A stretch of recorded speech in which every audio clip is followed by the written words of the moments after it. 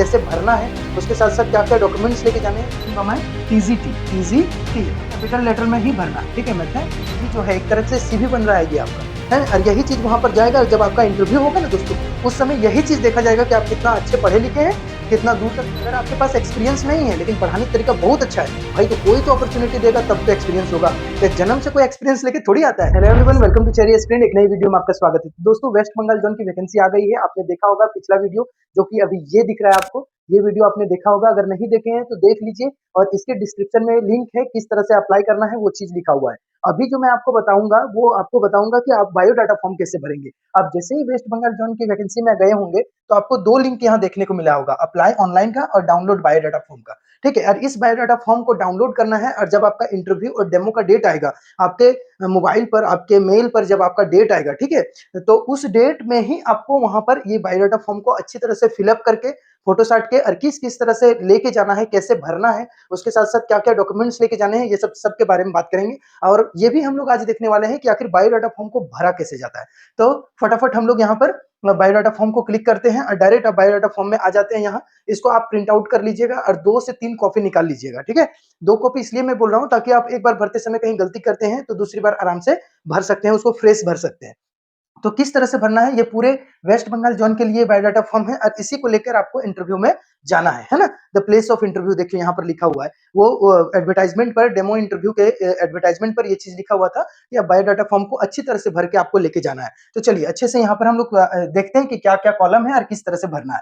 DAV institution West Bengal zone लिखा हुआ है, बायोडाटा फॉर्म। सबसे पहला है application for the post of. आप application for the post of में क्या लिखेंगे, पोस्ट ऑफ लिखा है, सब्जेक्ट अप्लाइड लिखा है। तो जैसे कि मैं एक टीजीटी टीचर ऑफ मैथमेटिक्स हूं, अपने डीएवी पब्लिक स्कूल में, अपने क्या मतलब DAV public school Jharkhand zone में ड्यूटी करता हूं, तो मैं अपने अकॉर्डिंग में भरता हूं, ठीक है। एज ए इंटरव्यूअर के रूप में आप अपने अकॉर्डिंग अपने सब्जेक्ट का सोच लीजिएगा, ठीक है। चाहे आप एसएसटी के हो, हिंदी के हो, इंग्लिश के हो, मैथ्स के हो, साइंस के हो, किसी भी।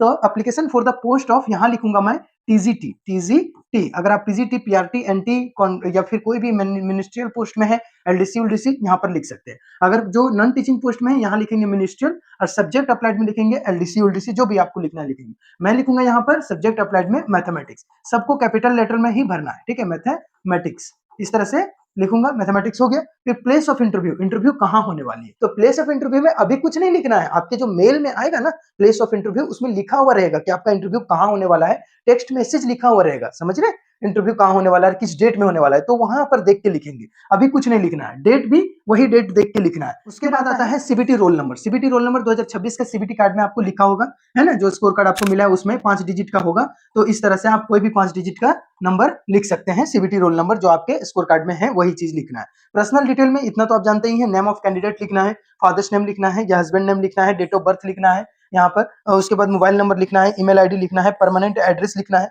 एड्रेस 2 तरह के होंगे, एक परमानेंट एड्रेस, एक आपका करस्पॉन्डिंग एड्रेस, यानी क्या बोलते हैं उसको, प्रेजेंट एड्रेस, जहां अभी आप रह रहे हैं, और परमानेंट यानी जहां वहां आपका खतियानी है, ठीक है, वो चीज लिखना है। यहाँ पर लिखा हुआ है पासपोर्ट साइज फोटोग्राफ जो है वो आपको लगाने हैं, वही फोटोग्राफ लगाइएगा जो आपके सीबीटी कार्ड में है, उस वही फोटोग्राफ लगाइएगा। अगर दूसरा लगाएंगे तो कोई दिक्कत नहीं है, बस आपके फेस से मैच करना चाहिए। ये नहीं कि मैं इस तरह से दिखता हूं और पूरा एकदम इंग्लैंड वाला फोटो लगा दे, ऐसा नहीं कीजिएगा। लगाना आपको अपने तरीके से ही फोटो है, ओरिजिनल वे में है, ठीक है। व्हाट्सएप नंबर यहाँ पर आपको अपना लिखना है। उसके बाद जस्ट इसके नीचे आएंगे तो आपको देखने को मिलेगा परमानेंट एड्रेस लिखना है। मेलिंग प्रेजेंट एड्रेस, जो आपको मेल किया जा सके या फिर चिट्ठी उठी आए, उस तरह का प्रेजेंट एड्रेस लिखना है जहां पर आपको कांटेक्ट किया जा सके।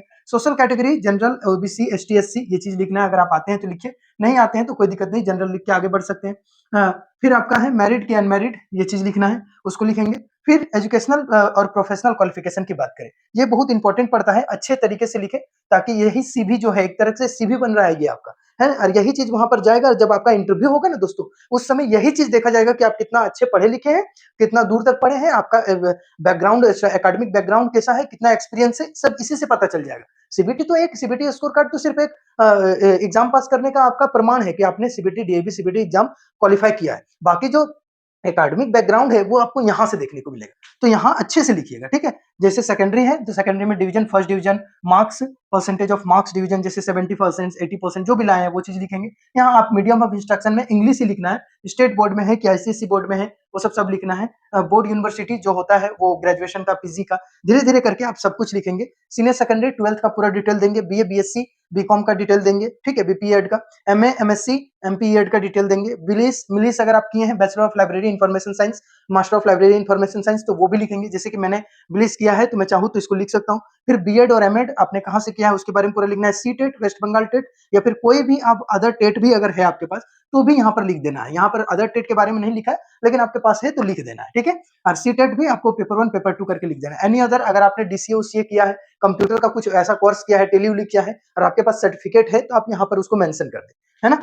फिर नीचे आते हैं whether working the DAV public school और यस और नो, क्या आप डीएवी पब्लिक स्कूल में वर्किंग है। जैसे मैं अगर भर रहा था तो मैं यस करूंगा, आपको नो करना है, या फिर अगर आप पहले से काम कर चुके हैं तो आप यस लिखेंगे। डिजिग्नेशन लिखना है यहाँ पर, अगर किसमें है, अगर नहीं है तो नहीं लिखेंगे, और अगर है तो यहाँ जैसे मैं टीजीटी मैथमेटिक्स लिखूंगा। कब से आप काम कर रहे हैं तो ज्वाइनिंग डेट यहाँ पर होता है। अगर आप कोई दूसरे स्कूल में ज्वाइन किए हुए हैं तो आप चाहे तो नीचे अगर है तो वर्क एक्सपीरियंस में लिखेंगे। यहाँ डीएवी पब्लिक स्कूल वाला में कुछ नहीं लिखेंगे, ठीक है, कि आप कब से ज्वाइन किए हुए हैं, नहीं किए हुए हैं, यहाँ कुछ नहीं लिखेंगे। अगर आप डीएवी ऑर्गेनाइजेशन से जुड़े हैं तभी इस कॉलम को भरे, अदरवाइज नीचे वाले कॉलम में बाकी सब आप भर सकते हैं। जैसे कि कोई मैंने पहले भी डीपीएस में काम कर चुका है, बाकी के स्कूलों में काम कर चुका है, तो यहाँ से मैं लिखूंगा, सिर्फ डीएवी वाला कॉलम में मैं डीएवी का लिखूंगा, ठीक है।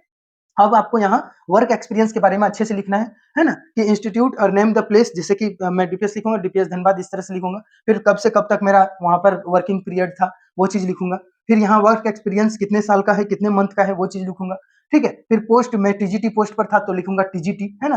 क्लास आउट, किस किस क्लास तक आप पढ़ाए हैं वहां पर, तो मैं जैसे कि क्लास 8 9 10 को मैथमेटिक्स पढ़ाता था तो यहाँ लिखूंगा क्लास, पूरी तरह से क्लास 8th टू 10th, इस तरह से मैं 10th तक लिखूंगा। फिर सब्जेक्ट आउट, कौन सा चीज पढ़ा रहे थे आप, तो मैथ्स लिखूंगा, है ना। आप अपने सब्जेक्ट लिख सकते हैं, मैथ्स के साथ कुछ और भी पढ़ा रहे हैं जैसे फिजिक्स केमिस्ट्री, तो वो भी लिख सकते हैं। टोटल मंथली सैलरी क्या थी, तो आप इस तरह से अपना सैलरी के हिसाब से लिख सकते हैं, ठीक है, 25 के 28 के जो भी आपकी सैलरी है उसके अकॉर्डिंग लिख सकते हैं, ठीक।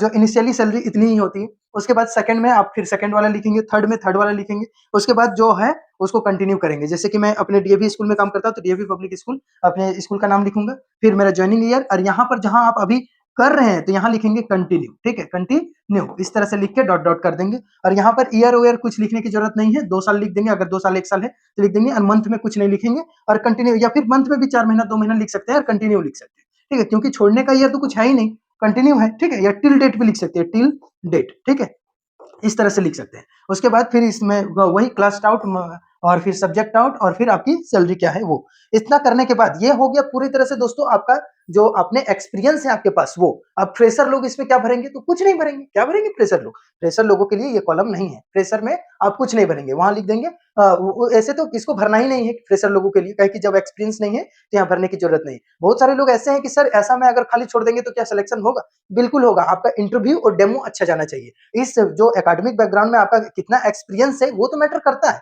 लेकिन एक्सपीरियंस के साथ साथ अगर आपका पढ़ाने का तरीका और भी अच्छा है तो बिल्कुल सेलेक्ट होने के चांसेस ज्यादा है। और अगर आपके पास एक्सपीरियंस नहीं है लेकिन पढ़ाने का तरीका बहुत अच्छा है भाई, तो कोई तो अपॉर्चुनिटी देगा तब तो एक्सपीरियंस होगा, कि जन्म से कोई एक्सपीरियंस लेके थोड़ी आता है। तो इसीलिए घबराए नहीं, अगर आपके पास एक्सपीरियंस नहीं है उसके बावजूद आपका सिलेक्शन होगा। बस आपको इंटरव्यू और डेमो में ध्यान रखना है, जो क्वेश्चन पूछा जा रहा है अच्छे से जवाब देना है, जो नहीं जानते हैं परगलाना नहीं है, गलत आंसर नहीं देना है, और उनको मत सिखाने लगना है। अपने तरीके से अच्छे तरीके से बात करना है, डाउन टू अर्थ रहना है। जो नहीं जान रहे सॉरी सर मैं याद नहीं कर पा रहा हूँ, ठीक है, ऐसे करने सर एग्जैक्टली मुझे पता नहीं है, पता नहीं नहीं ऐसे नहीं बोलना, एग्जैक्टली मैं याद नहीं कर पा रहा हूँ इसका आंसर, तो सॉरी सर। फिर नेक्स्ट क्वेश्चन वो अपने पूछेंगे, ठीक है, इस तरह से करके आप आगे बढ़ेंगे। नेक्स्ट आगे आते हैं। फिर आपको यहाँ पर गेम और स्पोर्ट्स का है तो गेम स्पोर्ट्स यहाँ पर लिखेंगे, क्रिकेट फुटबॉल जो भी है वो सब लिखेंगे। स्टैंडर्ड अचीवमेंट, अगर आपने कुछ अचीवमेंट किया है, जैसे कि मैं दौड़ में फर्स्ट आया हूँ तो मैं लिख सकता हूँ कि 400 मीटर के रनिंग में मैंने कॉलेज में या स्कूल लेवल पे मैं फर्स्ट आया हुआ हूँ, तो इस तरह से आप लिख सकते हैं,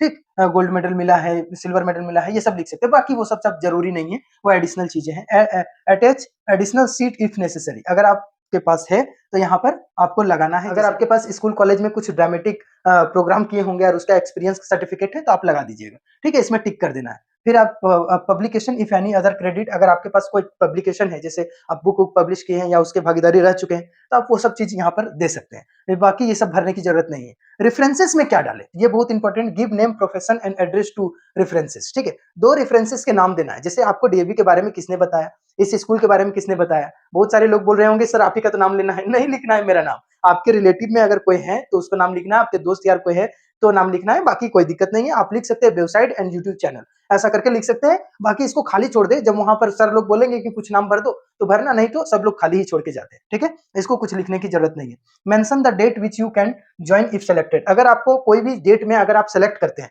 ठीक है, जैसे कि आप इंटरव्यू और डेमो में सेलेक्ट हो जाते हैं, तो फिर आपको वहां से ज्वाइन करने के लिए बोला तो जाएगा ना कि आप ज्वाइन कीजिए, तो आप कौन से डेट पर ज्वाइन करेंगे। तो बहुत लोग इस पे कंफ्यूज होते हैं कि सर इस ज्वाइनिंग वाले डेट पर क्या लिखे। तो भाई ज्वाइनिंग वाले डेट पर आप आराम से एनी डेट लिखिए कि कोई भी डेट पर हम ज्वाइन कर सकते हैं, ठीक है। ये नहीं कि नोटिस पीरियड पर, अगर आप बोलेंगे सर 2 महीना नोटिस पीरियड है, 3 महीना नोटिस पीरियड है, फिर हम बाद में ज्वाइन कर पाएंगे, वो सब काम ना करें, ठीक है। बाकी प्राइवेट स्कूल जितने सारे हैं वो सब मैनेज हो जाता है, वहां ज्वाइन करना जरूरी है, क्योंकि अगर आप 2 महीना 3 महीना का टाइम देंगे तो फिर दूसरा टीचर भी खोज सकते हैं, ऐसा भी कभी कभी सीन देखने को मिलता है, ठीक है। अगर आप सेलेक्ट हो जाते हैं तो ऐसे तो नहीं मिलता है, लेकिन अगर हो सकता है ये भी हो सकता है। तो इसीलिए कोशिश करें कि यहाँ लिखे क्या, एनी डेट, एनी डेट, कोई भी डेट लिखे ज्वाइनिंग के लिए, कुछ भी। अब आता है सबसे इंपॉर्टेंट कि सर लिस्ट ऑफ डॉक्यूमेंट्स में क्या लिखेंगे, कि यहाँ पर जो लिस्ट ऑफ डॉक्यूमेंट्स अटैच्ड है उसमें क्या क्या लिखना है। तो यहाँ सबसे पहले आपको लिखना है डीएवी पीईसी कार्ड, ठीक है, डीएवी पीईसी 2026, ये चीज आपको सबसे पहले लिखना है, क्योंकि सबसे ऊपर यही रहेगा। उसके बाद आपको लिखना है दूसरे नंबर पर मार्कशीट, क्या लिखना है,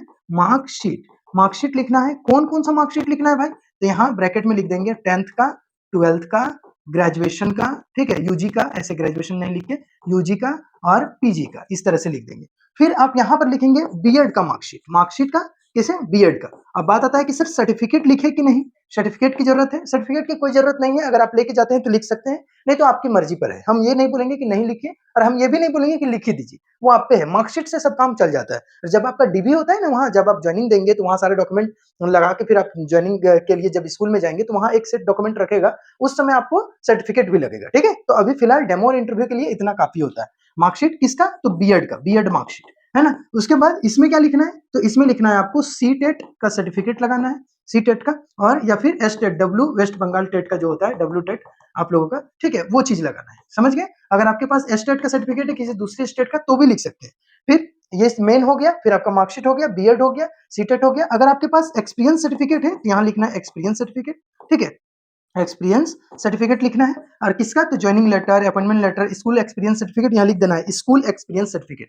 फिर यहाँ पर क्या लिखना है, अगर आप एसटी एससी ओबीसी किसी में आते हैं तो वहां सर्टिफिकेट आप दे सकते हैं, बट एसटी एससी ओबीसी का कहीं पर रोल नहीं है, डीएवी में कोई भी कैटेगरी वाइज डिवाइडेड सीट नहीं होता है, तो सबके लिए एक ही अपॉर्चुनिटी है, बेटर अपॉर्चुनिटी है, ठीक, सब लोग एक समान है। उसके बाद यहाँ पर जो आएंगे वो आ जाएंगे क्या, एस्टेट के बाद, यानी ये कंप्लीट हो गया। उसके बाद यहाँ पर आधार कार्ड लिखेंगे और ये कंप्लीट हो गया। तो इतना सारा चीज आपको लिखना है, ठीक है, और इतना सारा रहेगा यहाँ पर। और यही सब डॉक्यूमेंट्स आपको क्या करना है, सब पिन अप करके फाइल में अच्छे से, मतलब जेरेक्स कराना है, सेल्फ अटेस्टेड करना है और उसको पिन लगाना है, एक बंच बनाना है। अब बंच बनाने के बाद ये जो आपकी सर्टिफिकेट क्या बोलते हैं, बायोडाटा फॉर्म है, उसको जो आपने भरा, इस बायोडाटा फॉर्म को अच्छी तरीके से ऊपर से लगा दीजिएगा, ठीक है। यहाँ पर एक फोटो साट देना है, और एक फोटो साटने के बाद यहाँ डेट उसी दिन का लिख देना है, डेमो इंटरव्यू वाला, और यहाँ पर एक फोटो साट देना है, लगा देना है पिन अप करके, पिन से, ठीक है, लगा देना है, और सारे डॉक्यूमेंट्स को अटैच कर देना है, और फिर अच्छे से ले जाना है उसी वेन्यू पर जहां पर आपका इंटरव्यू और डेमो होने वाला है।